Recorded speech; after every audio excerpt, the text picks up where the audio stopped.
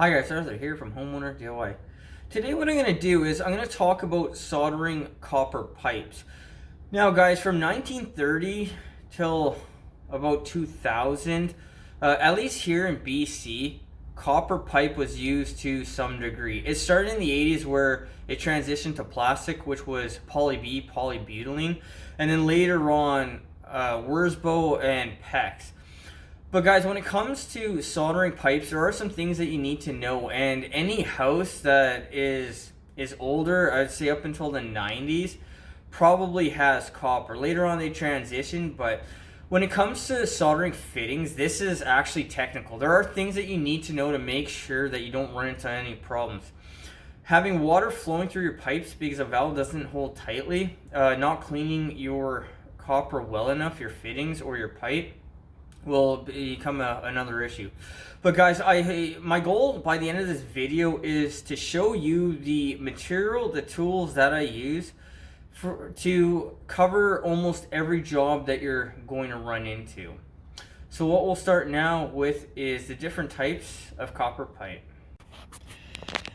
Alright guys, so when it comes to copper pipe, there are three types. There used to be four, but nowadays there are three types. So this is our first type. This is type M. That's what it says right here, type M. So type M always has a red stamp on it. So the way I learned in plumbing school, the different colors to stamps, type M is murderous red.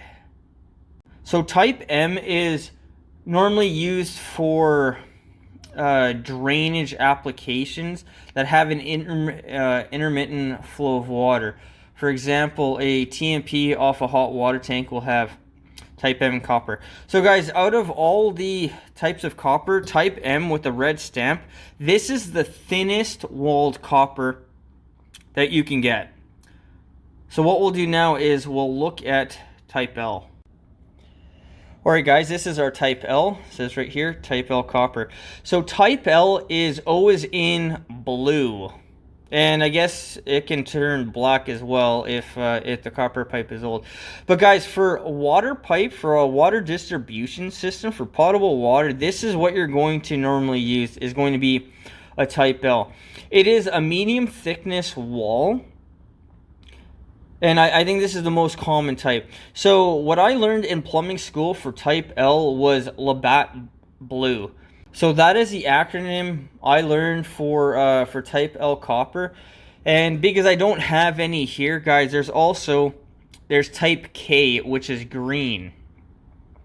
For type K copper, the way I learned it was Kermit is green. So type K is for commercial applications. It'll have the thickest wall out of the four. But what I'll do right now is I'll show you the difference in the wall thickness between M and L. Alright guys, so we have M here and then we have L here. I'd say L is probably twice as thick as M. So once again, this is for drainage, like an intermittent drainage. This is for water pipe, and then type K, that will be for a commercial application, which is also for a water pipe. Now guys, what I don't have here is DWV, which will be stamped in yellow.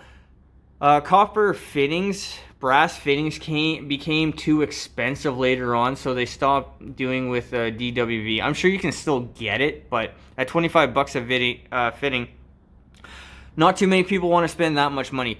But guys, with our pipes here, the thing that changes here is the inner diameter, not the outer diameter. So any fitting will go on M, will go on L, will go on K. It's the inside diameter that changes. And we do not change fixture loads based on the wall thickness of the pipe. Alright guys, these are the different methods I use for cutting copper pipe. So for the most part, because I work in construction, I will just use a grinder. The grinder is the fastest thing. I've had people complain about different things about using a grinder, but I mean overall for me, that is my preferred method. Depending on where you are, you may have to use a hacksaw. Now, the type of blade is important. You want to use a fine-tooth metal blade because you don't want to be running into issues because the teeth are so big that it's not cutting smoothly. So this does have a use, especially if you're in a tight space. You can't get this in, or you can't get these other ones in. Guys, these are tube cutters. So this set of tube cutters are for the biggest type of pipe, which is from 1/4 of an inch to 2 5/8. It has a reamer here as well. And then, guys, a lot of the times these things will have a spare roller on the bottom if you undo the screw. This is a smaller set of cutters, tube cutters. So this is from 3/16 to inch and an eighth. It says OD, outer diameter here. For residential, this is typically fine. When you get into bigger stuff, you'll get into this. But guys, really, when it comes to copper pipe, if you're just a DIYer, probably these will be fine. So these are close quarters. These are from 1/4 inch to 1 1/8 inch. So this is for the smallest stuff. But guys, for these three type, it's all the same thing. You put your pipe here, you tighten it up. This one actually has a spring-loaded way just to move it faster, so you don't have to unscrew it the whole time. But guys, what I'll do for you is I'll grab a piece of copper pipe, I'll cut it for you, and then I'll allow you to see the difference in using speed-wise something like this opposed to something like this. Alright guys, so we're going to use our set of tube cutters. So you're going to undo the bottom, and then you're going to tighten it on to the pipe. Now guys, you don't want to go too tight because it becomes too difficult to be able to turn your cutters. Now, one thing with these cutters is you can see from here to here, this is how much space you have to work with, and then this is how much is left over. So these are not exactly the best cutters when you have a tight space. But as you turn it once or twice, just give it a turn to tighten it, and then just keep going. So guys, I would suggest always go in the direction of the open end. Don't go like this. And now we have our pipe. So guys, the thing about these tube cutters, because the roller is moving in, what you're going to do is you're going to have an edge on the inside. Now this is very important that you make sure that you ream this out. You need to get it back to the original diameter. So here is our reamer that also has a notch for a B tank, which I'll show you later on here. But with this, all you're going to do is you're going to just ream it out so it's back to the original diameter. If you don't ream this out, you're actually going to wear your pipes out faster because you're going to create a high velocity section that is going to start to eat away at your pipes a little bit faster. Now guys, what I normally do is I'll use a grinder. So here's our grinder, this is our pipe, and I'll just take the grinder to it. The thing about a grinder is that the grinder will leave you a rough edge on the outside. Now it also will leave you a rough edge on the inside. So even with a grinder, you have to just ream it out. Now with a grinder, the one trade-off here is that you need to deburr this, otherwise you're not going to be able to slide your new fitting on. So guys, for deburring, I have a file, and all I do is just go around until you get the burr off. If you're unsure, just take a fitting and then put it on the end. But even with having to use a file, I believe the grinder is just that much faster. Like I said, I've had a lot of people complain about doing this, but at the end of the day, in construction, they look at what you've gotten done. in how much time. All right, so we have our copper T, and then we're gonna put it over the end, and this works. Now guys, in this case, this is old, so there's some paint. What you're gonna have to do is you're gonna have to clean off the very end here. Now guys, another thing to keep in mind is this is a 1/2 inch T. So the hub here is about a 1/2 inch. Bigger the fitting, bigger the hub. Alright guys, so what we'll do now is we're gonna clean our fitting. So this is Emery cloth. You can use sandpaper as well. Normally I'll just use Emery cloth. But when you clean your copper, you need to make sure that you clean it so it's shiny all the way around. Now once again, it doesn't hurt to go higher up, but over cleaning is better than under cleaning. And when you have something like paint, it's going to make it a little more work to clean off. But guys, this is so important. If you don't clean your copper off properly, it's not going to stick the solder. So looking at this here, it's a little dark right there. So I'll clean this off here, and then we should be good to go. Alright guys, this is the methods I use for cleaning copper pipe and fittings. So I have a 1/2 inch brush. This is the smallest. I have a 3/4 brush, so it also says 1/2 inch, 3/4. And then this is a 1 inch brush. So guys, this is for fittings. If you want to go faster, you can always cut the handles off, stick this part into a drill, and then you'll be able to clean your fittings out that much faster. Guys, for pipe, Emery cloth, which is this here, this is what I'll normally use. Again, you can also use sandpaper as well. Alright guys, so we have our copper T. I have my 1/2 inch fitting brush. So all you do is just go in and out, push up and down to make sure that you hit everywhere. Now this is a brand new T, so you don't have to clean it all that much, but you want to make sure that it's nice and shiny all the way around on the inside. Alright guys, this is our Flux, and then we have 2 different types of solder. So for Flux, this is just general Flux. There's nothing special about it. What I do is I drill a hole in the top, and then that will keep my Flux cleaner. So here I have 2 types of solder. There's also a third. So this is 95.5, so it's tin and antimony. This is Aquasol. Really, all I really use is Aquasol. This is for potable.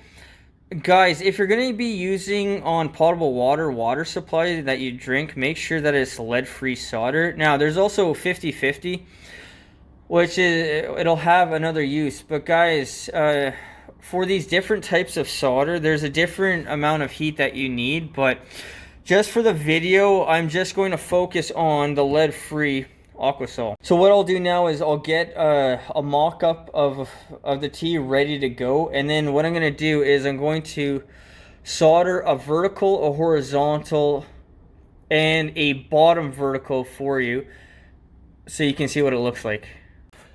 Alright guys, this is 3 types of torches. Now, when I was a young lad, I used to use this torch here. This is a propane. Propane has the lowest amount of heat for the flame. Also, another thing about propane is that propane has quite a long flame. So if you are soldering in a tight space, this is the last thing you want to use. The next one we have is MAP gas.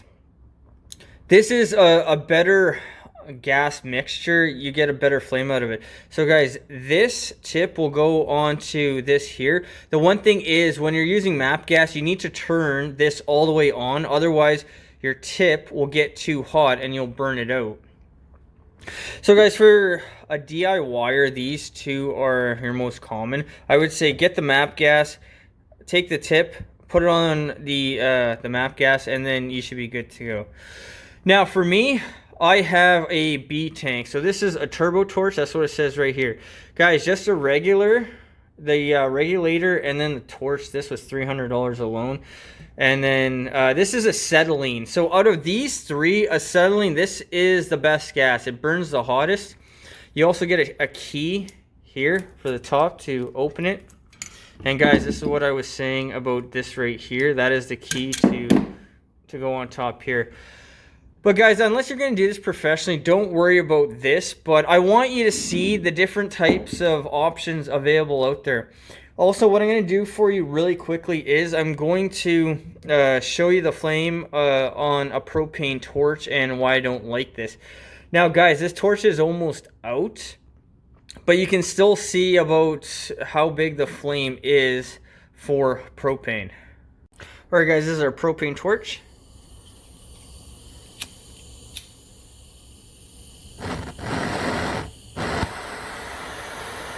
So this tank is almost out, and you can see how long the flame is. Now guys, when you solder, you want the very tip of the inner cone to be touching your piece. But guys, with the propane torch that has gas in it, this thing gets a lot bigger, and this becomes a problem when you have a tight space. Alright guys, this is our MAP gas torch.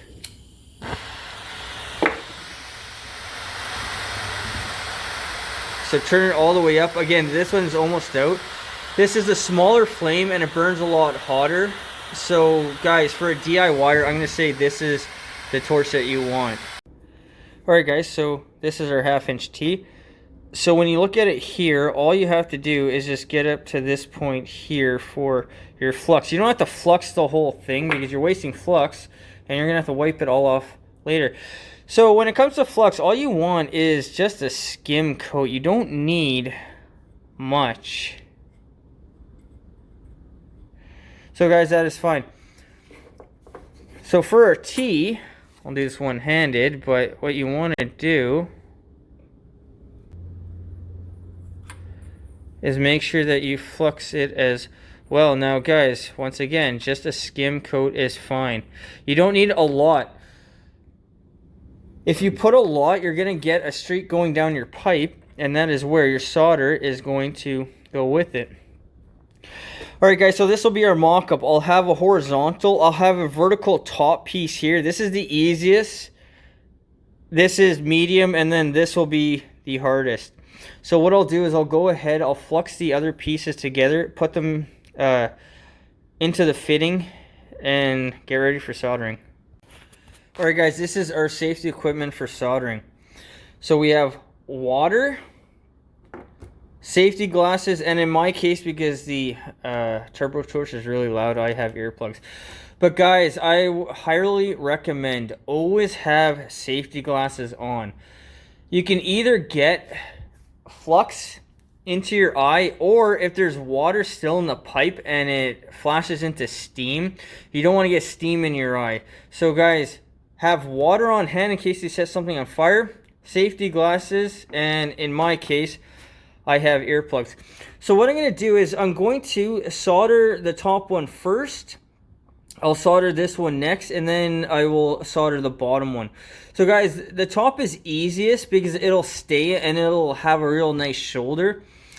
This is, I'd say, a medium range, and then you'll get a drop at the bottom. Make sure that you wipe the drop at the bottom, and it'll look nice. Once that one is done, I'm going to do the hardest, and that is this one here is a vertical because gravity is going to want to pull your solder down. So guys, in this case, if you put on too much flux, you can get a bead of flux going down, and that solder will follow your flux all the way down. So when you are going to do your bottom, I highly recommend, if we're looking at it from this side here, always start in the very back and then come out to the front, because if you get that big glob of solder that runs down your pipe, at least it'll be in the back and you're not going to see it. Now guys, one other thing is that when the fitting expands, it's not uncommon to have your pipe also fall out of your fitting, so just be aware of that. Maybe prop something up underneath to make sure that doesn't happen. Alright guys, so as a general rule of thumb, you want to apply your heat to two different sides before you apply your solder. So you'll want to go on this side here and then go on this side here. Now, a lot of people also just go on this side here, but I try to avoid that if I can. Now, once again, if you have a wall or something here, I would suggest just going back and forth on the one side as far as you can to try to heat this up as best as you can. Guys, one thing that absolutely drives me mad when it comes to soldering is seeing somebody that has torched the wall on the back side. But what I'll do is I'll solder these three together. So guys, really quickly, I just put my file, and the back end of the file on this side is pushing the thing up so it doesn't fall out. But I will solder all three of these for you, and then we'll come back once I'm all done.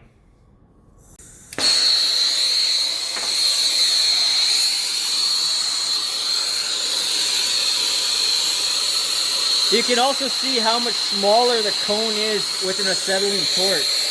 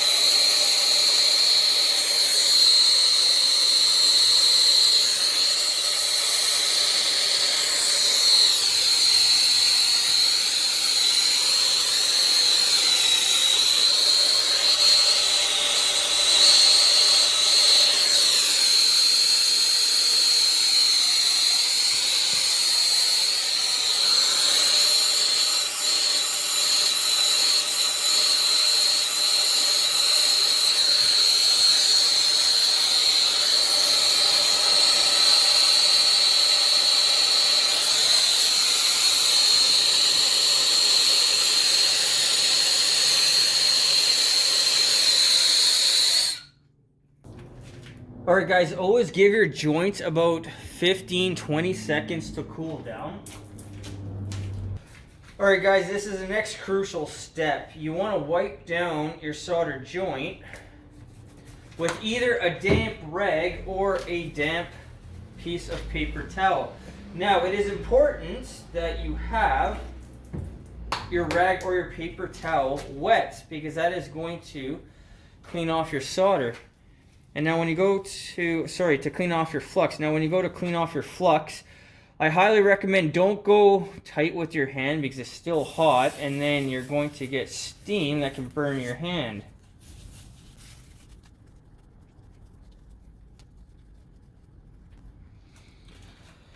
Alright guys, one other way that a lot of guys do this is they take their flux brush when it's still warm, the pipe, and then they'll go over it. I don't like to do that. I learned by using a wet rag. But now with this all cooled off, and guys, make sure that you go, I'd say, about 4 inches from your fitting to your pipe. And down below, it's even more important because you can have solder that or flux that drips down your pipe. Alright guys, with this done, if you need to use a mirror, inspection mirror, or just look at it.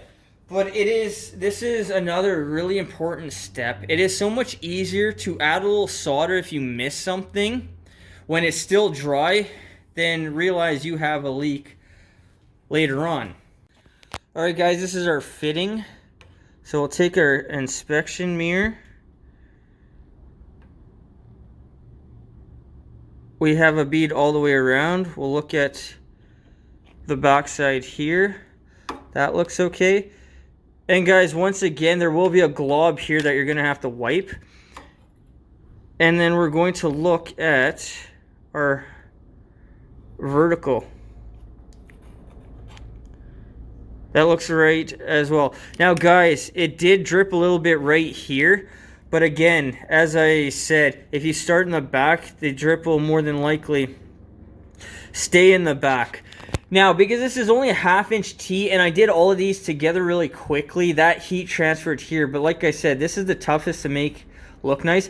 Guys, if you really want it to look better, then make sure that you take a torch, heat this up, and then with your wet piece of paper towel, just wipe this off and it'll look better. Alright, so the drip is on the bottom. You can see how I missed a tiny little spot here. I don't believe this is going to be an issue. But guys, make sure you touch all the way around. Don't just hit solder on one side and with your flame on the other side, expecting it to go all the way around. But that is the bottom one. I'm sure it'd be okay. But I would, personally, I would just give that a little touch, and I'd also clean this up.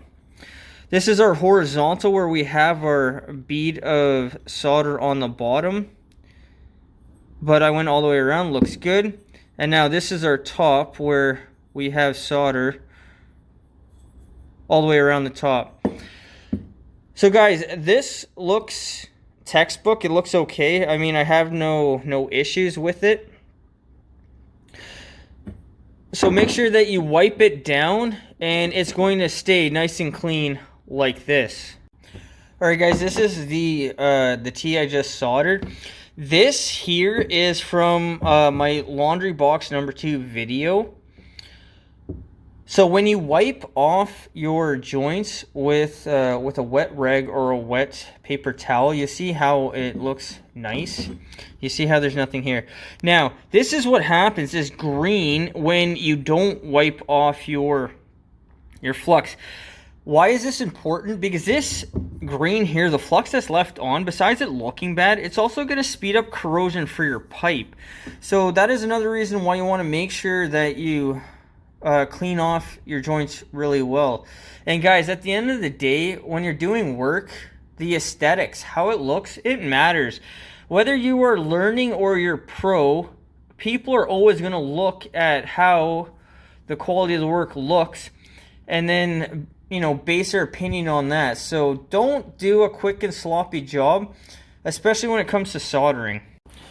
Alright guys, these are a couple things that I pulled from the water heater job I did on the channel. So you see this here, how this is crooked. Now this here, I believe, was the bottom of the fitting down here, and I don't know if it was too short or what happened, but they slid this up. So really, this is only drainage because it's type M. You see a tiny bit of red right there, but guys, once again, it's just bad work. So from the same job, this is another piece. I actually soldered this off just to demonstrate. And guys, once again, that is where the fitting was. So you can see all the block there.